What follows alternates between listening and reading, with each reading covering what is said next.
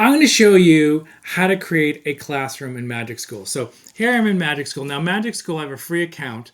The free accounts are actually really, really good for it. I recommend obviously the paid accounts as well. But if you want to get started with the paid account. And the thing about Magic School is that it's designed specifically for educators in schools so they understand, like, we're worried about plagiarism, so you can check the search history. And if they put in inappropriate words, they won't allow it. And a lot of the regular AI does that too. But Magic School, the thought process is kind of geared towards educators. So they have a couple things here. One, first of all, if I go down here, I can translate the page into different languages. They don't have every language, but they have a lot of the major ones. It's pretty good. So now I want to create a classroom. So I go to Magic Student. Okay, and create a new room. Isn't that great? So I'm going to click on Create a New Room. And okay, I got to give it a name and a grade level. So it's pre-K. That might be a little bit young.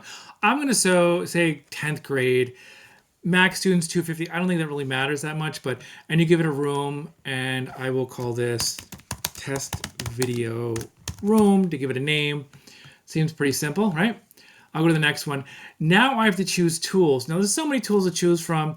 The obvious ones, you probably want a chatbot one. But if you're going for English language learners, they do have one where it'll teach you a foreign language, or it'll teach you English, which is really good. So they have ones for speaking. They have a lot of writing starters, a lot of ones for writing. Yeah, summarize it.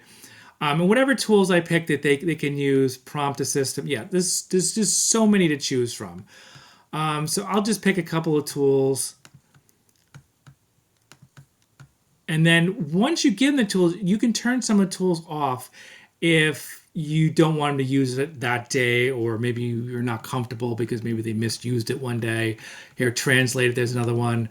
Language Learning Tutor, one of my personal favorites, because it can help them develop their English language skills when they're not with the teacher, which is really great. Or they could do it on their own, or everybody could work on vocabulary on English that's a little bit different at the same time. So there I go. I picked all my different tools. Now I'm going to go next. Okay. Customize tools. Click on a tool below to customize below, optional. We're going to just launch the room. So I'm going to click Launch Room.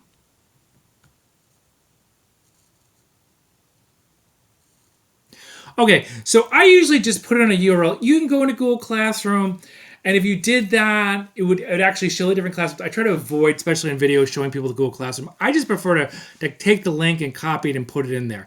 You could have a join code, like if you like a QR code, if that's easier. Sometimes if you're presenting, a QR code might be easier, but I'm going to go with the link. And it gives me the link, and then I copy the link, and then I can cut and paste this into my Google Classroom, or I guess if you're in Microsoft, it'd be Teams. And then the students could click on it, and their name would get added to the classroom. And what are the benefits? One, I can turn off and on the tools. I control what tools the whole class can use, and I can turn them on and off at any time. I get to see their search history, so if I'm concerned about plagiarism, there isn't a problem. I can see the search history. If they plagiarize something using Magic School, I can catch them doing it. So that's a very big deterrent. And even if they're looking at stuff that's either borderline inappropriate or whatever, I can catch them doing it. So once they know that will stop pretty quickly. But the idea is you can have them do things with either talking or writing or language. They all have a bunch of custom tools on here, and each time you have a lesson, you could have them use a different tool and integrate that into your teaching. And the great part about AI in Magic School is if they ask in a different language, they're going to get the answer in a different language. And there's a little bit of a process learning, because sometimes they have to ask the question just the right way, but that's AI in general. But they can go in when let's say, have the classroom and it's locked down. You can watch the search history. They're then in a regular classroom. They don't understand something. They could type it into Magic School and they could type it in English if they don't know what it is, and say, can you translate this in such and such? And it'll come up. Or they can ask the question in their same language, and it'll give them the information there. And now they're engaged, and they can participate in the class much better than they could before without this. And the best part, it's free. So this is Magic School. I highly recommend you use it. This is John O'Sullivan. Thank you.